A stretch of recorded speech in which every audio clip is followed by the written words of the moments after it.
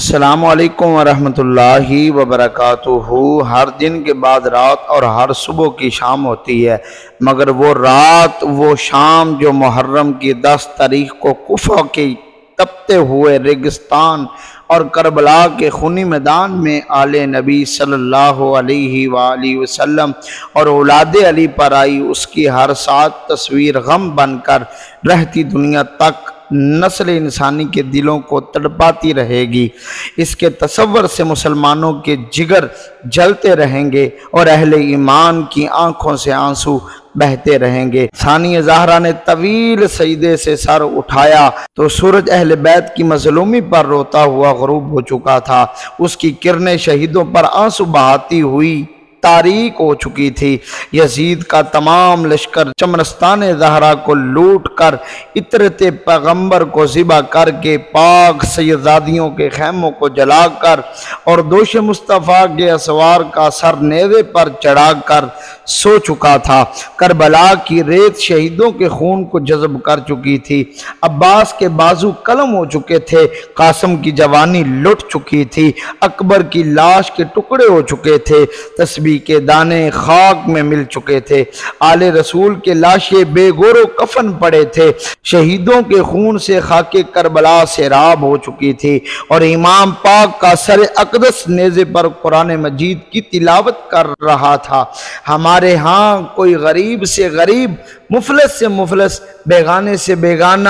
اور برے سے برا آدمی بھی اگر مر جائے تو اس کے گھر والے 3 دن تک سوگ کی پھوڑی بچھاتے ہیں، پھر مرنے والے کے عزیز و اقارب، دوست احباب، واقف نا واقف لوگ تعزیت کے لیے آتے ہیں، اظہار افسوس کرتے ہیں، آنسو بہاتے ہیں، پرسا دیتے ہیں، مگر گداؤں کو شہنشاہ کر دینے والے، تسنیم و کوثر کے مالک، باغ جنت کے سردار، آیت تطہیر کے وارث، نبی کے نواسے، علی کے نور نظر، فاطمہ کے لخت جگر، دین اور اسلام کی حفاظت کے لیے، حق و صداقت کی پاسبانی کے لیے اور عظمت قرآن کی رکھوالی کی خاطر میدان کربلا میں شہید ہوتے ہیں تو کوئی سوگ منانے والا نہیں، کوئی آنسو بہانے والا نہیں، کوئی پرسا دینے والا نہیں تو نہ صحیح، اسی لیے کہ یہ نفوس قدسیہ، یہ پاک گھرانہ، یہ رسول اللہ صلی اللہ علیہ وآلہ وسلم کے نواسے صرف انسانوں کے سوگ منانے کی ہی محتاج نہیں،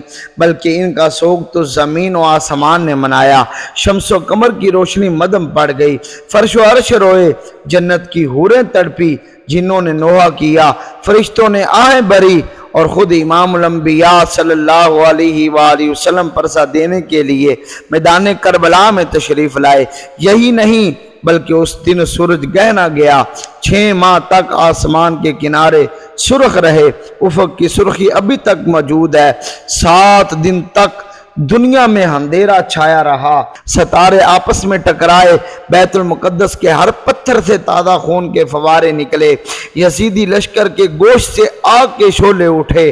ایک آدمی نے امام پاک کی مذمت کی تو حکم الہی آسمان سے 2 ستارے ٹوٹے جن سے اس کی آنکھیں جاتی رہی۔ اور ترمذی شریف اور مشکاہ شریف کی حدیث مبارک ہے، حضرت ام سلمہ رضی اللہ تعالیٰ عنہ فرماتی ہے کہ میں دوپہر کے وقت سوئی ہوئی تھی کہ میں نے کریم آقا علیہ الصلوۃ والسلام کو خواب میں دیکھا، آپ کا چہرہ مبارک کسی لمبے سفر کی وجہ سے غبار آلود تھا۔ میں نے عرض کی یا رسول اللہ صلی اللہ علیہ وآلہ وسلم، آپ کی ایسی حالت کیوں ہے؟ تو حضور علیہ الصلوۃ والسلام نے ارشاد فرمایا، شاہدت قتل الحسین آنفا، فرمایا کہ میں اس وقت اپنے نواسے حسین کی شہادت گاہ سے آ رہا ہوں۔ یہ حدیث مبارکہ غم حسین کو ہمیشہ کے لیے زندہ رکھنے کی طرف اشارہ کرتی ہے، جس میں امام حسین کی شہادت پر امام الانبیاء صلی اللہ علیہ وسلم بھی اپنے روضہ انور میں تڑپ گئے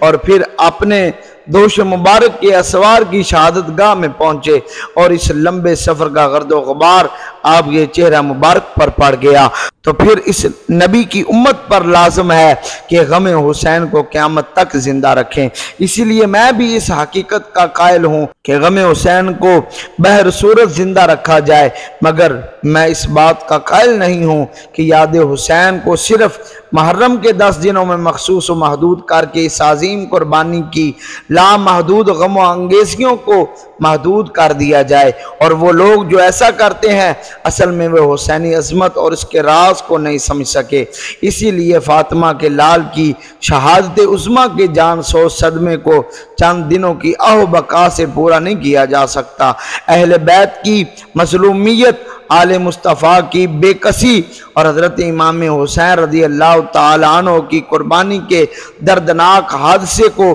سال کے صرف 10 دنوں میں آنسو بہا کر ماتم کر مقام حسین کو سمجھا نہیں جا سکتا۔ یہ ٹھیک ہے کہ محرم کے 10 دنوں میں گریہ زاری بھی ہوتی ہے، آنسو بھی بہائے جاتے ہیں، تعزیے بھی نکالے جاتے ہیں اور غم حسین میں ماتم بھی کیا جاتا ہے، مگر مجھ سے پوچھو تو یہ سب کچھ ہونے کے باوجود بھی کچھ نہیں ہوتا، اسی لیے کہ یہ تو امام حسین کی لاش پر سیدہ زینب کے گرائے ہوئے ایک آنسو کی قیمت بھی نہیں ہے، یہ تو علی اکبر کے بدن پر لگے ہوئے تیروں کے ایک زخم کا صلہ بھی نہیں ہے، یہ تو معصوم علی اصغر کی آخری ہچکی کا بدلہ بھی نہیں ہے، یہ تو بیمار عابد کی پاؤں کی بیڑیوں کی ایک جھنکار کا بھی حق نہیں ہے، تو پھر امام حسین کی یاد کو سال کے 10 دنوں میں محدود کر دینا بے انصافی ہے، اور غم حسین کو محرم کے دنوں تک مخصوص کر دینا حماقت ہے۔ اسی لیے میں کہتا ہوں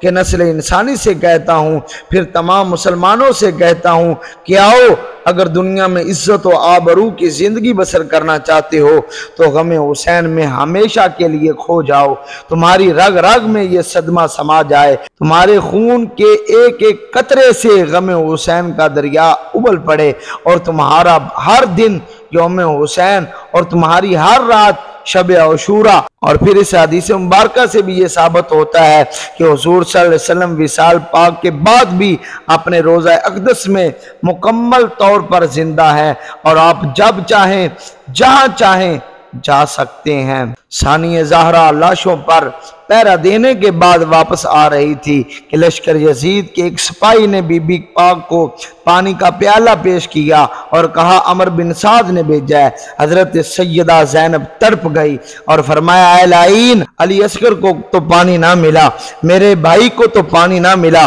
آج اے لعین تو میرے پاس پانی لے کے آ رہا ہے، آپ نے پانی نہ پیا۔ ثانیہ زہرا آہیں بھرتی، آنسو بہاتی اور غم سے نڈھال اٹھتی بیٹھتی ابھی چند قدم ہی آگے گئی تھی کہ کیا دیکھتی ہیں کہ ایک عورت پانی کا پیالہ لیے کھڑی ہے۔ سیدہ پاک نے پوچھا تو کون ہے؟ جواب ملا حور کی بیوی ہوں، پانی کا پیالہ لے کر آئی ہوں، آپ کے لیے نہیں، معصوم بچیوں اور عابد بیمار کے لیے۔ اے ثانیہ زہرا، خدا کے لیے میری اس پیشکش کو قبول کر لیں تاکہ میرے اس خامد کی روح مجھ پر ہمیشہ کے لیے راضی ہو جائے جو محبت اہل بیت میں حق و اسلام کی خاطر قربان ہو چکا ہے۔ فاطمہ جائی نے پانی کا پیالہ لے لیا اور واپس جلے ہوئے خیمے میں تشریف لائی جہاں بچی سکینہ اور ام کلثوم روتے روتے سو گئی تھی اور عابد بیمار بارگاہ رب العزت میں سجدہ ریز تھا۔ بی بی پاک نے بچی سکینہ ام کلثوم کو جگایا اور کہا اٹھو،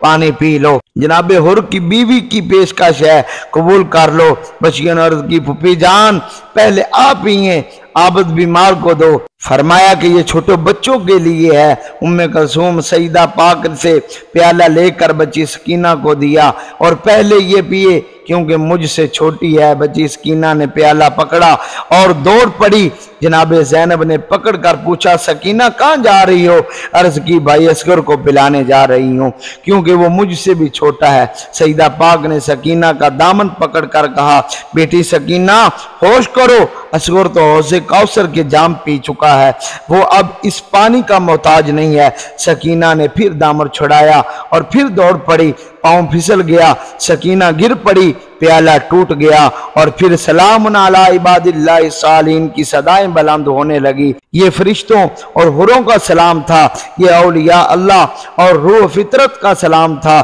جو شہیدان کربلا کو پیش کیا گیا۔ آل مصطفیٰ پر سلام، سیدہ زینب کی پھٹی ہوئی چادر کو سلام، خون حسین کے ہر قطرے کو سلام، اکبر کی لاش کے ٹکڑوں کو سلام، ثانیہ زہرا کے جلے ہوئے خیموں کو سلام اور خاک کربلا کے ہر ذرے کو سلام۔ امید کرتے ہیں کہ آپ کو یہ ہماری ویڈیو اچھی لگی ہوگی، اپنے دوستوں کے ساتھ بھی شیئر کیجئے گا۔ والسلام۔